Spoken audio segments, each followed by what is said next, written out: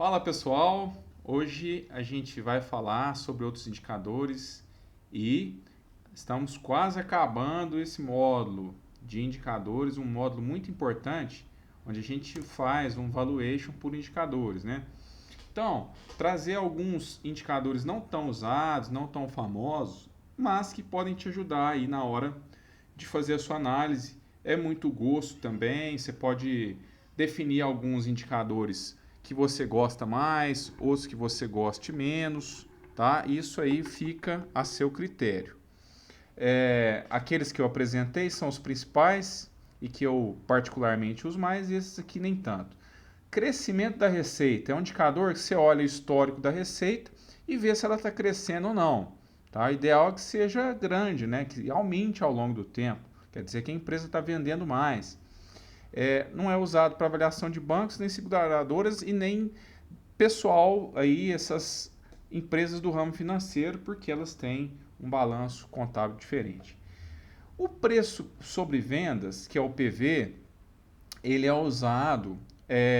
A gente vai falar sobre empresas de crescimento, que são aquelas empresas que ainda não dão lucro, que dão prejuízo no seu início de operação, como o Nubank, como empresas de tecnologia ligadas aí a isso, que dão prejuízo nos primeiros anos e depois começam a dar lucro. E como fazer o valuation de empresas assim?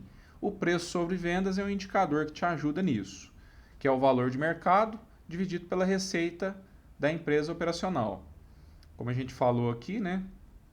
E não considera nem os custos nem as despesas que a empresa tem. Isso é uma parte ruim, porque como que a gente não pode considerar isso, né? Custos, despesas, isso é fundamental. Mas é a forma que a gente teria de calcular e de fazer um valuation de empresas de tecnologia, por exemplo. Ele mede aí quanto que a empresa pode valer, né? A partir das suas receitas que ela tem no momento ali. Ou a gente pode estimar isso também, as receitas futuras. E aí, com esse índice, a gente pode pegar esse preço sobre vendas dessa empresa que a gente está analisando e comparar com os seus pares, com empresas concorrentes, com empresas do mesmo setor, ou com esse PV médio aí dessas empresas, tá?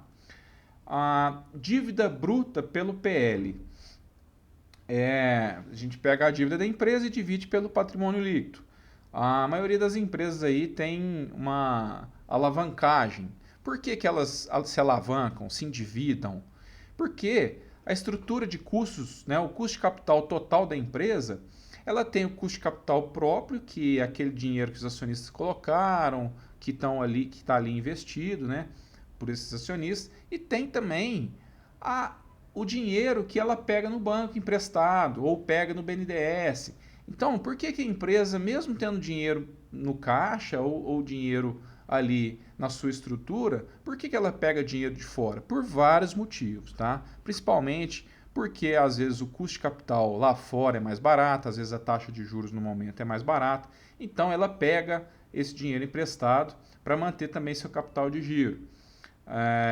Às vezes emite debêntures.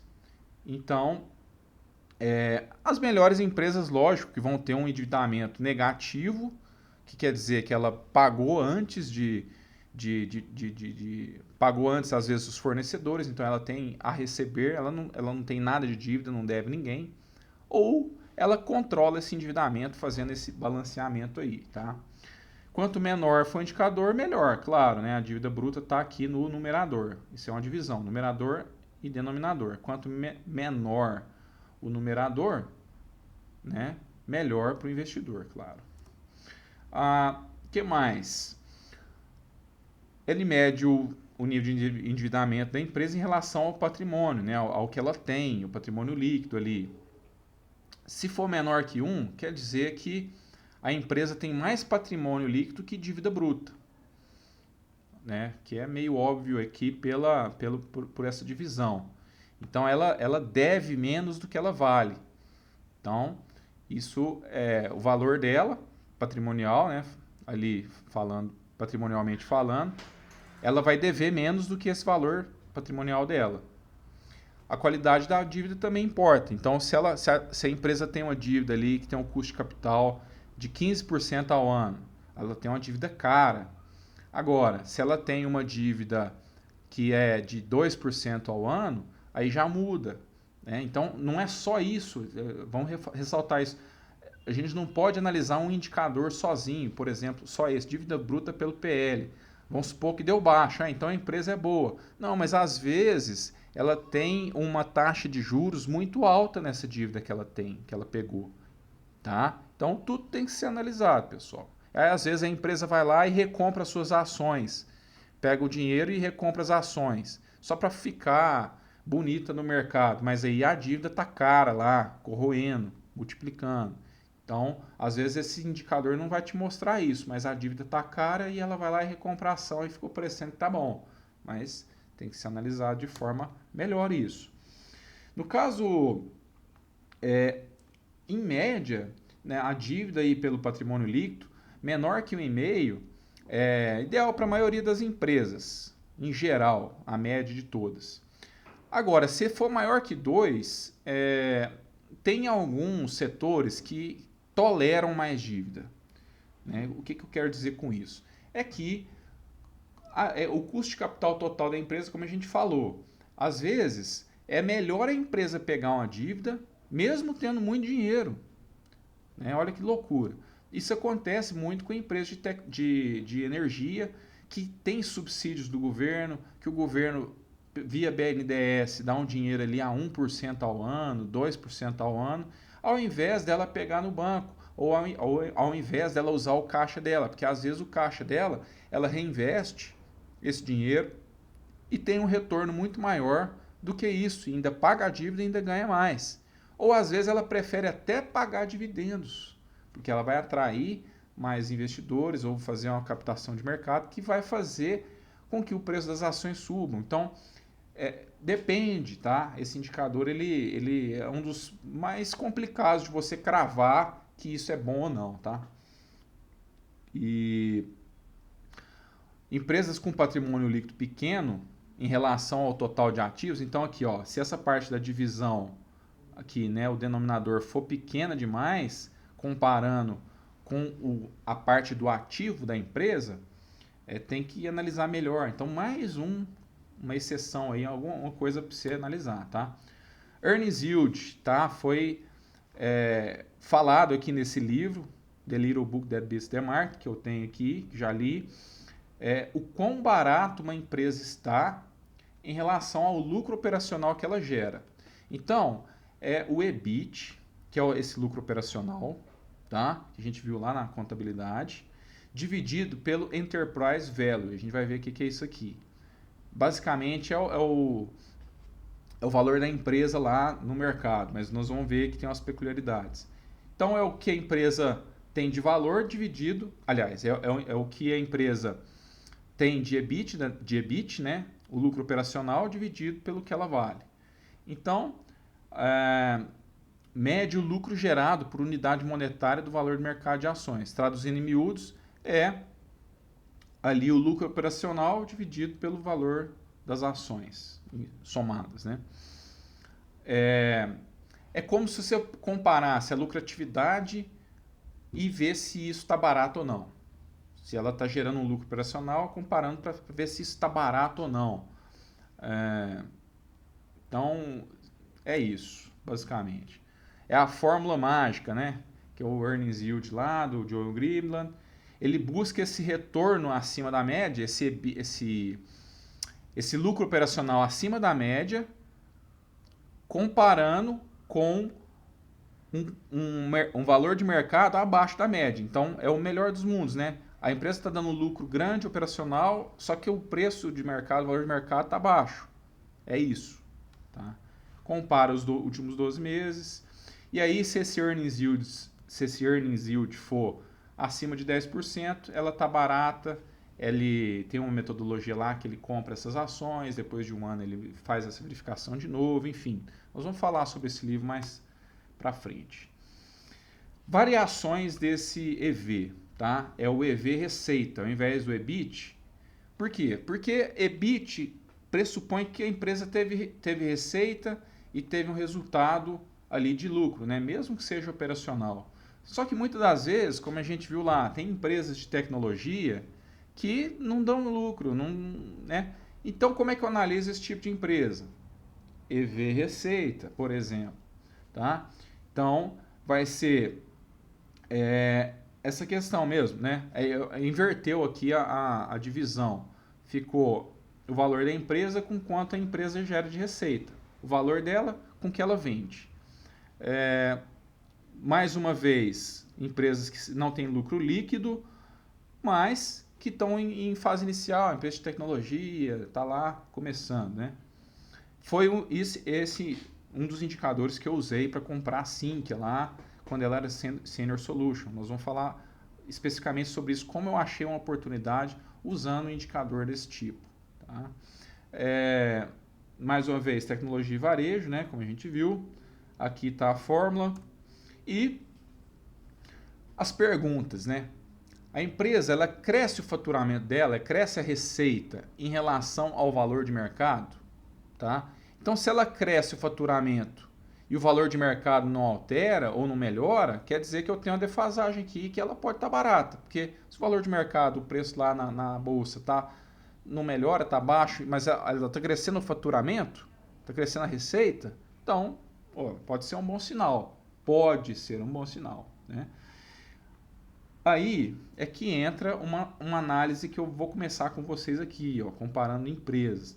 Olha só como que em 2019 esse EV Receita da Sinqia era baixo comparando com seus pares. Claro, né, comparando com Google e Amazon, né, e Facebook, ela tem que ser barata mesmo. Ela tem que ser menos, lógico.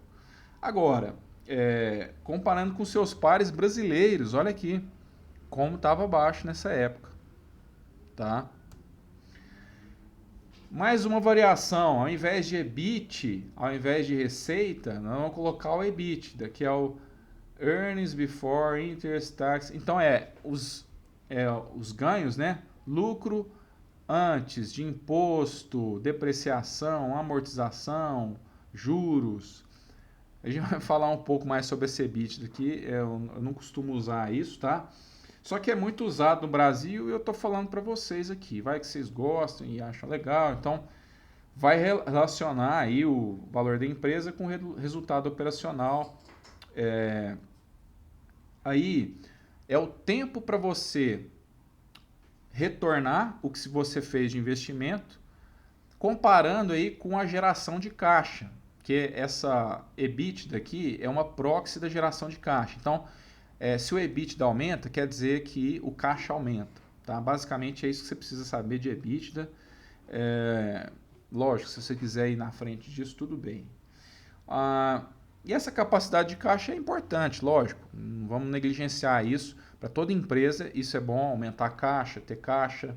Caixa é rei, cash is king, né? A capacidade de produzir recursos.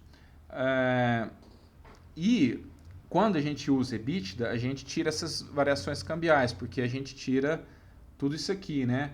Taxes, interest, que é juros, depreciação.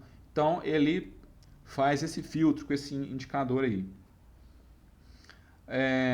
Quanto menor, mais barata a ação. Então, quanto menor esse índice for, mais barato é. A definição do Enterprise Value aí, eu quis colocar aqui para vocês só a título de informação, é o valor de mercado, então é as ações, quanto que cada ação é lá, a ação custa R$5, é 5 vezes a quantidade de ações no mercado lá ordinárias, mais a dívida, que no caso aqui entraria como negativo, porque tiraria, né, entraria dívida, tiraria, então seria o valor de mercado, retirando a dívida, colocando os caixas e equivalente de caixa, que seria investimentos curto prazo, de 1 ano, e os ativos não operacionais. Então, daria o EV. Beleza? É um múltiplo não alavancado.